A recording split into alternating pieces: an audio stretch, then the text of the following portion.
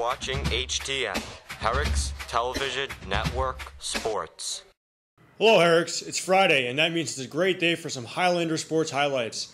I'm Michael Grady and let's start by giving a well-deserved shout out to the girls swimming team who will be sending 4 members to the statewide meet. Kaylee Simons, Katie E, Natalie Wu, and Isabella Chang have all qualified and will be heading up to Rochester next month to compete in their respective events. Congratulations and good luck to them. Another sport previously uncovered is cross country, and both teams have enjoyed their share of success this season.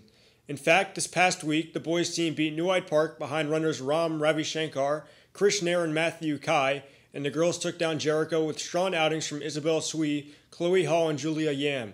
Hopefully, the season progresses with more of the same from our cross country teams.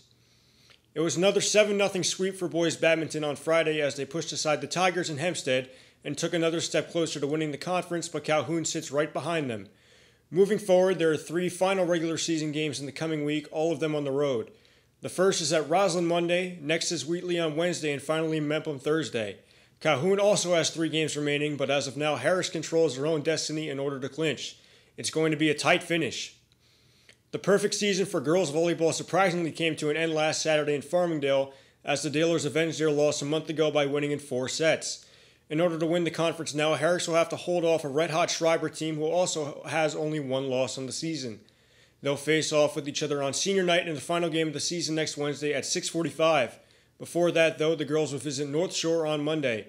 Tune in next week for playoff information.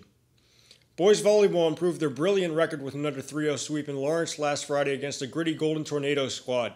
Tanu Soni was the catalyst in this game with 17 digs, and with that he quietly launched himself into the top 5 digs leaders in Nassau. As for Evan Liao, there are 2 games left to hit 300 kills, but more importantly, the win Friday ensured Herricks their 2nd consecutive conference championship. Still, the remainder of their schedule has them pitted against Valley Stream South and their superstar Jonathan Matthews on Tuesday night at 6:45, which will be senior night. Be sure to pack the gym for what should be a high-scoring game. An early girls' soccer 4-game win streak suddenly turned into losing 6 in a row down the stretch to close out the regular season at 4-7-1. This bizarre series of events went on despite Maggie Ledwith's effort on Tuesday versus Plainview, where she scored a hat-trick in the second half. Herricks ended up losing that game, and they also lost Wednesday against Farmingdale. Regardless, playoffs are coming up, and the girls could host a game on the turf depending on the outcome of tonight's Schreiber-Massapequa match, in which they need a win from the Chiefs. Playoffs should begin next week well before Friday, so stay informed. The season is mercifully coming to an end for boys soccer, and though there's one final game at East Meadow tomorrow morning, it only feels right to highlight the players who were bright spots on the team this year. Christian Thomas was an absolute rock in goal all season, and in front of him, Amin Azraoui, Haroon Ibrahimi, and Connor Costin experienced solid seasons themselves. The team will also retain a lot of growing talent for next season, so we can look forward to next fall when whoever is behind this desk has better things to say about this team.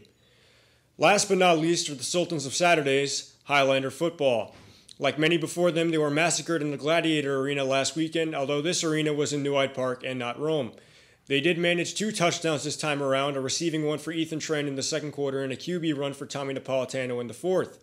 Coming up is a visit to 3-2 Southside, and their season has been win, lose, win, which must be a sign from the football gods that they'll lose and the Highlanders will be the beneficiaries. If you don't have plans, the game is in Rockville Center tomorrow at 2. So to wrap things up, that ends your weekly Highlander Sports highlights from here in the TV studio. I'm Michael Grady, and I wish the best of luck to all our teams and athletes in the coming week. And remember, Herricks, I'll be right back here next Friday with another sports update. Until then, remember, this is Highlander Country. Thank you for watching HTN Sports.